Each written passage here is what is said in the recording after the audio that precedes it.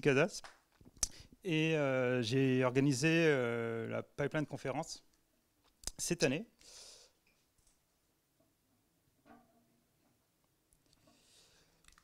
Alors, TPC ou The Pipeline Conference, c'est la première conférence internationale sur les pipes de production et de cinéma d'animation et de VFX.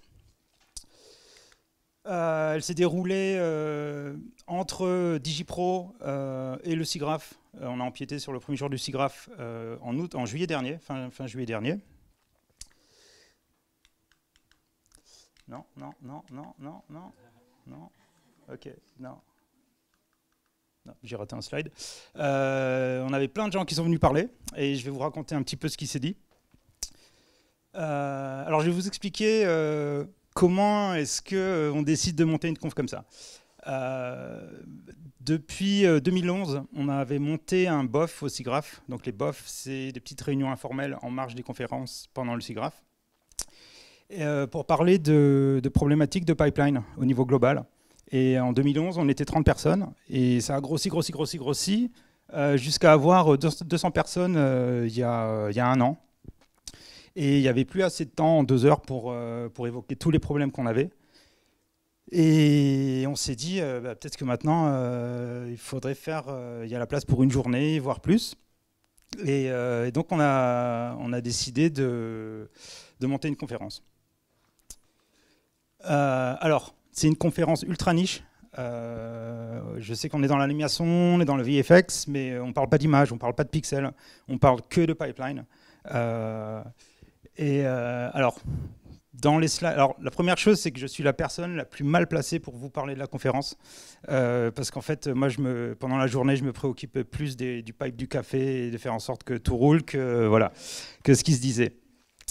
L'idée, c'est de réunir les professionnels du pipeline, de partager les problèmes qu'on a, de partager les meilleures pratiques, d'inviter des personnes d'autres industries pour parler des problèmes qu'on a, de leurs problèmes, et voir comment eux vont résoudre les problèmes de pipeline dans leurs industries, et comment est-ce qu'on pourrait s'inspirer de ça. Et aussi un peu pour promouvoir plein de connaissances et d'outils de pipeline un peu partout dans le monde. The Pipeline Conference, c'était quoi? C'est 200 participants, donc c'est un petit peu plus que la salle de ce soir, donc c'est vraiment tout petit. 11 conférenciers et surtout une équipe de volontaires, de 18 volontaires qui m'ont beaucoup aidé à mettre ça en place pendant une année, et avec des gens partout dans le monde.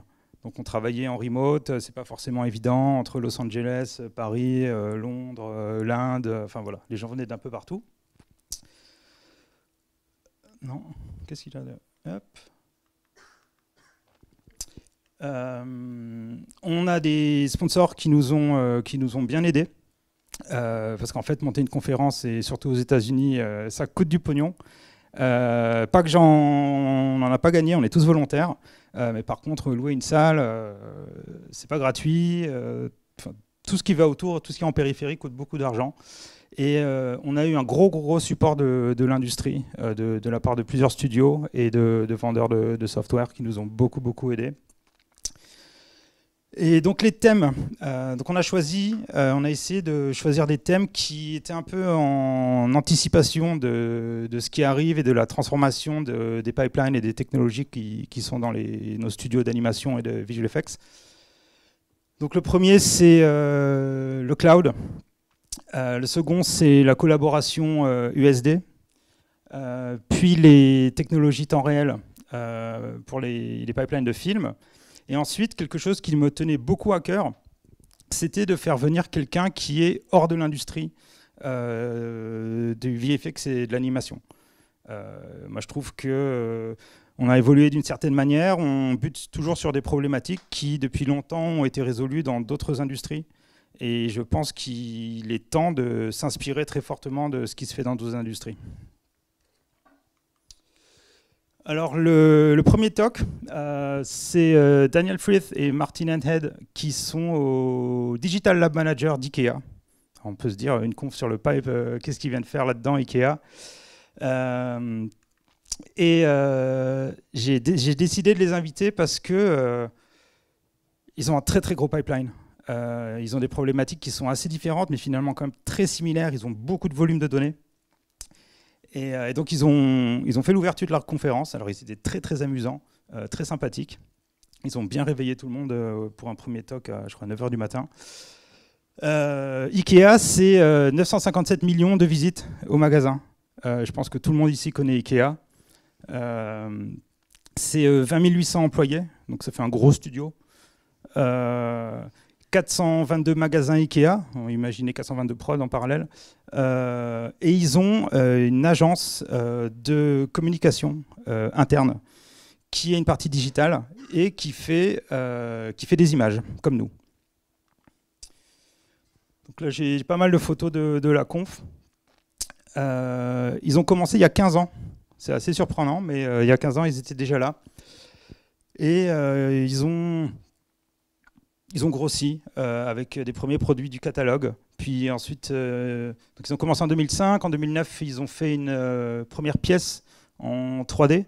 Puis ensuite, ils ont commencé à fabriquer une librairie 3D de tous leurs meubles, tout ce qu'ils vendent, tous leurs assets. Je crois que maintenant, ils ont le catalogue en réalité augmentée et ils font que continuer sur des nouvelles technologies. Leur stack, qui est un peu surprenante. Alors, ils travaillent beaucoup avec des scans 3D. Ils font des simulations de cloth. On peut se demander pourquoi, mais en fait, ils ont des couvre-lits, ils ont des couvertures, ils ont plein de choses comme ça. Ils utilisent Marvelous Designer. Ils utilisent 3ds Max avec Bullet Physics intégré pour répartir des assets dans leurs pièces, des choses comme ça, pour poser des assets. Ils le font à l'aide de Physics. Et ils utilisent aussi des données de CAD et ils utilisent le soft Revit. Et ils ont commencé avec GLTF plutôt qu'avec USD, qui est quand même assez récent dans nos pipes. Alors voilà un exemple de leur modèle et de leur stack. Donc ils utilisent du SketchUp, ils utilisent Revit, et tout leur pipe pousse tous ces assets dans différentes applications. Donc ça peut être des réalités virtuelles, de réalité augmentée, de visualisation custom pour eux en interne, pour leurs designers. Et donc c'est le support au niveau des assets pour un peu tout ce qui génère, tout ce qu'ils font.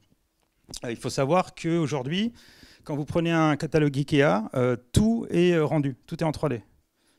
Ils ont très peu de photos réelles. D'ailleurs, ils préfèrent rendre des scènes 3D plutôt que faire un photoshoot en studio. L'une des raisons qu'ils nous ont dit, c'est parce que en fonction de pays différents, il y a des configurations différentes. La cuisine en Suède, c'est pas la même que la cuisine en France, qui n'est pas la même que je ne sais où. Et donc, ça les obligerait à faire énormément de photoshoots et ensuite faire des retouches sur un plateau physique. On ne peut pas trop. Et donc, ils ont beaucoup plus de facilité à faire ça en 3D. Ils travaillent avec des résolutions...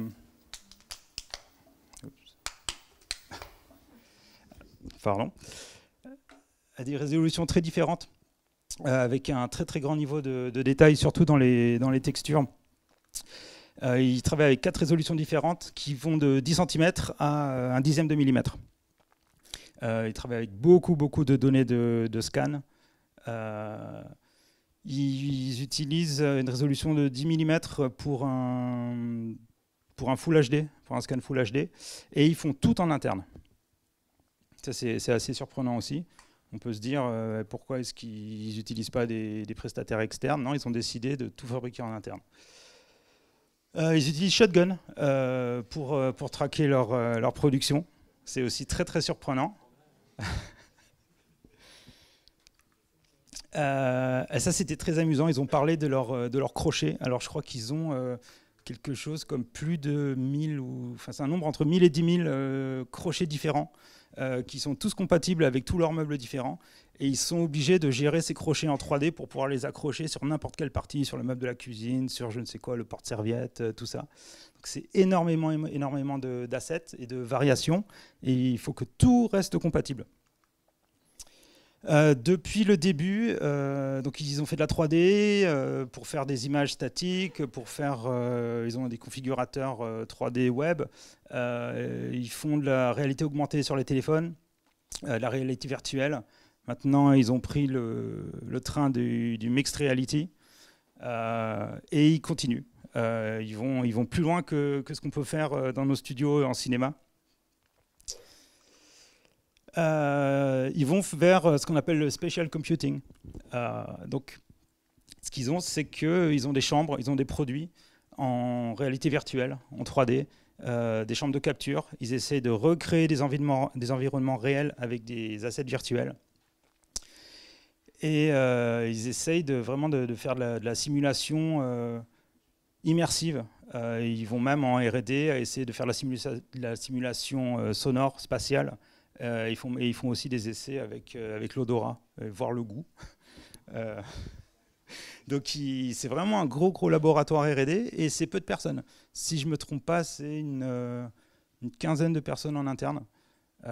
Donc avec un pipe bien efficace quand même.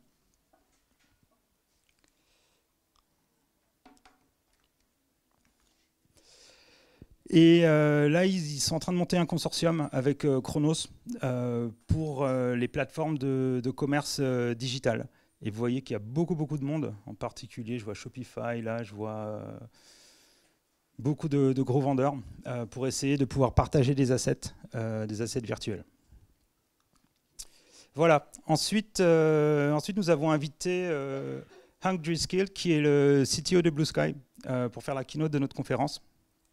Et Hank,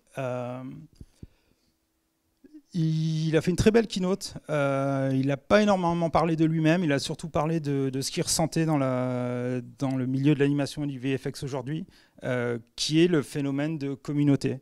Et il soutient que nous sommes une communauté, et je pense que tout le monde ici est d'accord avec ça, et une communauté qui se rapproche de plus en plus. Il nous dit que ce sont les communautés altruistes qui survivent le mieux. Donc il dit il faut s'entraider, il faut partager. Si on veut survivre, voilà, il ne faut pas être égoïste, chacun dans son coin. Et l'open source, c'est l'une des meilleures façons de faire ça. Et non pas que entre les studios, mais aussi en interne, entre les départements. Avoir des formats de data ouverts, ça permet un échange beaucoup plus simple. Et donc Hank, il est depuis un peu plus d'1 an chez Blue Sky. C'est entre autres un ancien de Rhythm and News et de où est-ce qu'il était, Disney. Et Blue Sky avait vraiment une culture très rigide, très contrôlante, très secrète, propriétaire.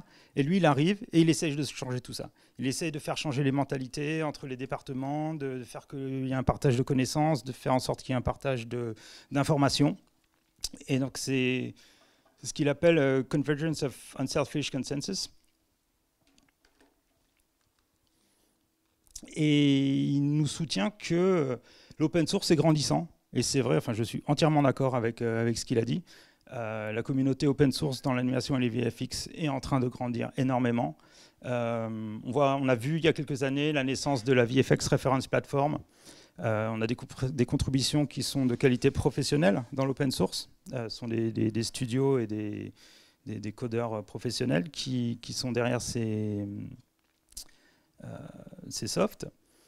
Et il dit que finalement la compétition aujourd'hui elle n'est pas au niveau technologique. Les studios d'animation aujourd'hui ils ont une compétition sur la qualité des histoires et pas sur les tools, et pas sur leur stack technologique et pas sur le... Voilà. Et donc il nous parle de rendre des choses à la communauté. Et pareil pour les relations avec les vendeurs. Les vendeurs disent on veut vous aider à faire des très beaux films et les studios disent on veut vous aider à faire des bons softwares. Et on a vu par exemple il y a 1 an, en août, la naissance de l'Academy Software Foundation. Et donc c'est l'Académie des Oscars qui a créé une fondation pour l'open source et pour des projets d'open source. Voilà pour ce qu'il nous a dit. Ensuite, on a eu un talk de Doug Sherman de DreamWorks qui nous a parlé du cloud et de comment ils ont fait leur transition dans le cloud chez DreamWorks.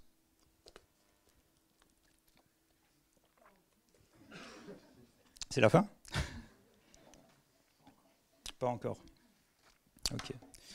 Je crois qu'il me reste 5 minutes pour beaucoup de slides. Mais j'ai mis tout ce que j'ai pu. Donc en gros, il nous a parlé de microservices, de containers, de NoSQL. Je ne vais pas pouvoir vous faire une journée de conf en 20 minutes. Hein. Je veux juste survoler les thèmes qui ont été dits pour que vous ayez un peu un ressenti de ce qui se passe dans le pipeline au niveau mondial entre tous les studios. Et il nous dit il faut qu'on rende nos pipes cloud ready. Et d'autres industries l'ont fait avant nous. Si vous prenez la vidéo, le streaming musique, dans la finance, dans le jeu, ça fait des années qu'ils sont dans le cloud. Et nous, on commence à peine. Donc on est quand même en retard vis-à-vis des architectures modernes. Voilà, il y a toujours des gens qui préfèrent avoir un système de fichiers avec des fichiers texte et des choses comme ça, en local en plus. Et voilà. Et en plus, ce genre d'architecture va bien avec le machine learning, qui est aussi un buzzword à la mode, mais c'est quelque chose qui arrive en prod aussi. Le machine learning, si vous le voyez dans les technical papers de SIGGRAPH, on a de plus en plus d'utilisation d'algo de machine learning, par exemple pour des dinosaures de rendu, des choses comme ça. Donc il est un peu, comment on dit, il est pour la promotion de l'utilisation du cloud en prod. Ensuite, on a Christine Barriel de SideFX qui nous a présenté deux de leurs nouveaux produits. L'un, c'est PDG, le Procedural Dependency Graph, et c'est un environnement pour le management de tâches. Donc c'est un arbre de tâches avec une résolution de graphes de tâches pour vos workflows. Et ensuite, ils ont présenté leur projet Solaris, qui est un éditeur procédural pour USD, qui est un environnement pour faire du look dev, du lighting, du layout. Vous pouvez trouver des vidéos qui expliquent ça sur le web. Je ne vais pas m'attarder là-dessus. Ça, c'est un screenshot avec la scène de Moana. Derrière, il y a du Hydra. C'est rendu. On peut se plugger sur différents renderers, dont RenderMan, Viré. Qu'est-ce qu'il y a d'autre? Je sais plus, il y en a 4 ou 5. Ensuite, c'est Michael Cass de chez NVIDIA qui nous a parlé d'un projet qui m'a mis une grosse claque. Et je pense que c'est vraiment l'avenir du software qu'on va avoir dans nos productions, qui est une plateforme de collaboration autour de l'USD. Et donc, quand on parle de collaboration, on parle d'échange de data. Évidemment, on ne peut pas se renvoyer des scènes USD comme ça, surtout si on est à distance, c'est très très lourd. Et ça peut être très lent. Et donc, un peu comme ce qu'on fait avec Git, ils font des calculs de diff, de delta, et ils envoient ces différences. Donc ensuite, il nous a expliqué l'architecture beaucoup plus en détail. Donc c'est une plateforme qui est avec un serveur, on peut se connecter, donc c'est à distance. Je suis désolé pour les photos, mais c'est des personnes du public que j'avais repérées qui m'ont gentiment passé leurs photos. Donc là, en gros, ce qu'on voit, c'est une plateforme de visualisation de scène USD collaborative. Donc ça veut dire que plusieurs personnes peuvent travailler en même temps sur la scène USD. Et ils ont intégré presque tous les DCC existants. Par exemple, quelqu'un peut retoucher la texture dans Photoshop. Ça va en temps réel l'updater dans la scène USD. Une autre personne peut être dans Maya et changer le layout ou changer le modeling et ça update la scène USD. C'est un peu le Google Doc de la 3D. Et c'est complètement... enfin, c'est ce qu'il nous faut. Enfin, je ne sais pas si c'est ce qu'il nous faut et je ne sais pas comment vont appréhender, comment les producteurs et les line producers vont appréhender la division du travail sur le floor. Mais je pense qu'il faut commencer à réfléchir comme ça. Et je pense qu'on va de plus en plus vers une organisation sur les floors en anime et en VFX, comme sur une organisation de plateau, de cinéma. Quand vous avez 10 artistes qui travaillent en temps réel en même temps, bah, il faut certaines manières de travailler pour pas que ça soit n'importe quoi. Comment se passent les révisions, le version control, quand tout le monde édite en même temps, ça remet beaucoup de choses en question dans le pipeline. Oui. J'en parle aussi beaucoup. Ouais. Pas dans cette conférence-là, mais oui, je suis au courant. Ça, on peut passer. L'utilisation, il manque les MDL dans l'USD, ils ont rajouté ça. Qu'est-ce qu'on a d'autre? Je ne sais plus ce que c'est. Ils ont rajouté Physics aussi, le moteur, dans USD. C'est assez impressionnant de voir le moteur Physics. Et donc, on est relié à Unreal, à Substance, à du Maya, à du Unity, Physics, USD, tout ça, donc des standards et des DCC, tout ça en collaboration temps réel. Voilà, je passe un petit peu l'architecture, tout ça. Ah oui, et ce qui est très amusant, c'est qu'ils ont fait ce produit. Enfin, c'est pas encore un produit, c'est un soft qui est en développement et ils ne savent pas quoi en faire. Ils ont créé cette technologie et ils ne savent pas comment les studios vont l'utiliser, ils ne savent pas ce qu'on peut en faire. Et donc, ils ont posé la question à la fin, dans l'audience, voilà, on a ça, ça marche bien, mais on ne sait pas quoi en faire. Et donc, ils vont, ben non, il y a une espèce d'alpha ou bêta, je ne sais pas comment vous appelez ça. Si vous êtes intéressé, vous pouvez les contacter et vous pouvez vous amuser avec ça. Et on a terminé la journée par un panel sur les technologies temps réel, avec une personne de chez Unreal, Ryan Maeda, une personne de chez Unity, avec un Français, Quentin Auger, qui est chez Studio 100, l'architecte du projet Genesis chez MPC, qui est leur plateforme de production virtuelle, et Simon Edwood, qui a une boîte qui aide les studios à intégrer les technologies temps réel.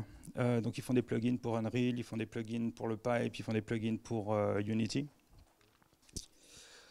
Donc on avait un très très beau panel. Je vais un peu passer très rapidement tout ce qu'on a parce qu'il faut que je conclue.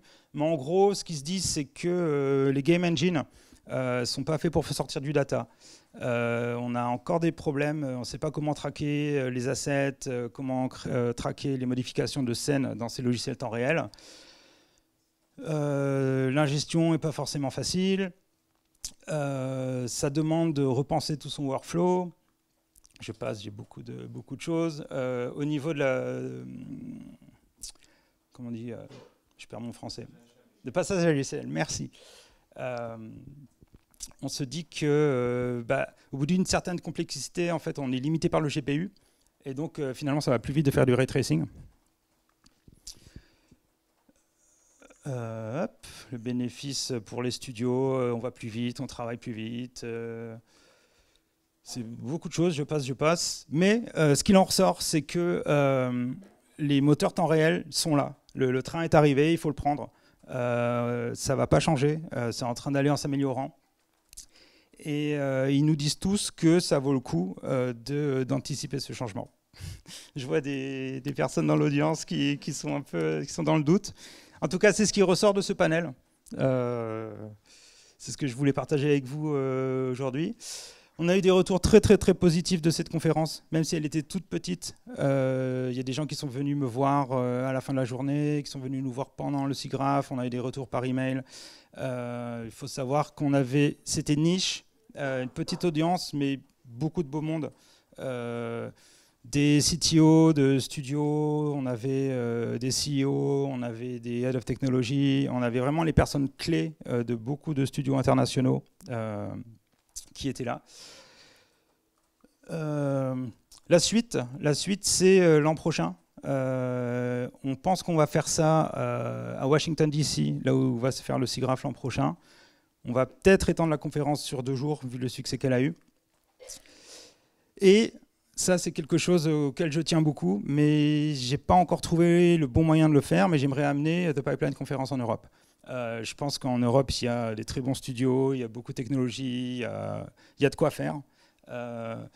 Et donc, on est en train de réfléchir à éventuellement colocaliser la conférence avec une autre conférence qui se passe en Europe. Ça pourrait être FMX, ça pourrait être la Val Virtual, la Real Time Conférence. On ne sait pas encore, mais j'y tiens beaucoup. Et j'ai envie de faire avancer cette conférence en Europe. D'ailleurs, s'il y a des gens qui sont intéressés, contactez-moi. Franck, tout à l'heure, vous parlez de groupes de travail autour du pipeline qui se font. Il y en a un qui existe à Los Angeles, un autre qui existe à Paris. Et on est en train d'en créer, ça y est, ils sont créés à Vancouver, à Londres et à Montréal. Et l'idée, c'est que ce soit des groupes de travail indépendants sur le pipeline, qui travaillent pendant l'année, qui échangent une fois tous les trimestres de savoir ce qu'ils se font, pour converger à la fin de l'année sur une conférence. Voilà, je voulais remercier ma co-chair, tous les gens qui m'ont aidé à mettre en place cette conférence. Je voulais aussi remercier Christophe, Quentin, Philippe, Mathieu et Alexis Aublé qui m'ont filé leurs notes parce que moi j'avais rien écouté de la conférence et qui m'ont filé toutes ces photos. Donc un très très grand merci à eux. Et voilà, je vous remercie pour votre attention.